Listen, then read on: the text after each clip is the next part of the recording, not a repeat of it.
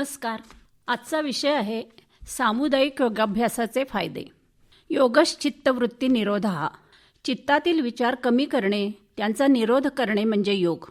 म्हणजेच मनाला अंतर्मुख एकाग्र करून समाधीपर्यंतचा प्रवास म्हणजे योग.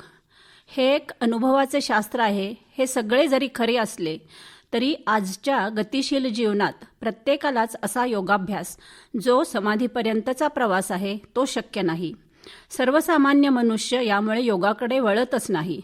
परंतु योगाभ्यासामध्ये मर्यादित उद्दिष्ट ठेवून म्हणजेच शारीरिक क्षमता, मानसिक स्थिरता आणि भावनिक शांतता एवढेच मर्यादित उद्दिष्ट असेल तर सामुदायिक योगाभ्यास केला तर सर्वसामान्य साधक या योगवर्गाकडे आकर्षित होऊ शकतो. सामुदायिक योग म्हणजे अनेक लोकांनी एकत्र येऊन योगाभ्यास करणे. त्यामुळे शारीरिक, मानसिक आणि सामाजिक स्तरावर अनेक फायदे होतात. सुरुवातीला आपण शारीरिक फायदे बघूया. या सामुदायिक वर्गामध्ये आसनांच्या अभ्यासाने शरीराची लवचिकता वाढते, स्नायू व सांधे मजबूत होतात. प्राणायामाच्या अभ्यासाने श्वसन क्षमता वाढते, रक्ताभिसरण सुधारते. स्थूलता, मधुमेह, उच्च रक्तदाब यासारख्या चुकीच्या जीवनशैलीमुळे उद्भवणाऱ्या आजारावर हळूहळू नियंत्रण ठेवता येते. यानंतर आता आपण सामुदायिक योगवर्गामुळे मिळणारे मानसिक फायदे पाहूया.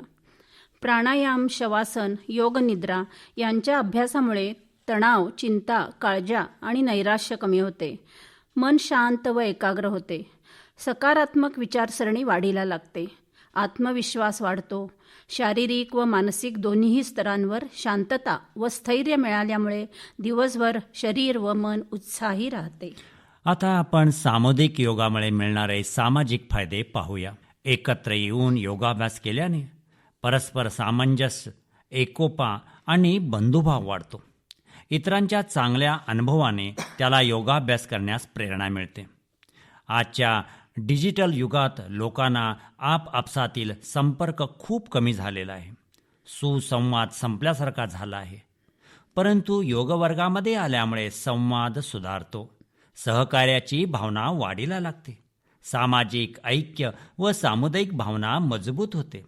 विविध वयोगटातील लोक येथे योगाभ्यास करण्यासाठी येत असल्यामुळे नवनवीन अनुभवाची देवाणघेवाण होते व आरोग्यविषयक जागरूकता आपोआप निर्माण होते. एक साधक जर सामुदायिक वर्गामध्ये येत असेल तर त्यामार्फत योग घरोघरी पोहोचला जातो. त्यामुळे निरोगी कुटुंब आणि पर्यायाने निरोगी समाज घडवला जातो. आरोग्य सुधारल्यामुळे औषधोपचारांवरील खर्च कमी होतो. सामुदायिक योग हा केवळ व्यायाम नसून आरोग्य, सकारात्मकता, सामाजिक एकता व आनंदमय जीवनशैली घडविण्याचा प्रभावी मार्ग आहे. नियमित सामुदायिक योगामुळे व्यक्ती व समाज दोन्हीही अधिक निरोगी व सुदृढ बनतात. योग हा निवडक व्यक्तींच्यासाठी मर्यादित नसून हा व्यक्तिपरिवार, साधू संन्यासी, नेते, अनुयायी, अधिकारी, कर्मचारी, ब्रह्मचारी सर्वांच्यासाठी आहे. हा योगाभ्यास हा सर्वांच्यासाठी किती उपयुक्त ही विद्या आहे हे सांगताना हठप्रदीपिकेमध्ये सात्माराम सुरी सांगतात, अशेष ताप तप्तानाम श्रमाश्रयो मठो हटाः अशेष योगयुक्तानाम आधारकम मठो हटाः. म्हणजे संसारामध्ये जे जे लोक पोळले आहेत त्यांच्यासाठी हठयोग हा मठाप्रमाणे आश्रयस्थान आहे. तर मेरू पर्वताला स्थिरतेसाठी ज्याप्रमाणे कासवाचा आधार आहे त्याप्रमाणे योग्यांना हठयोग हा कासवाप्रमाणे आधार आहे. अशा प्रकारे आपल्याला सांगता येईल.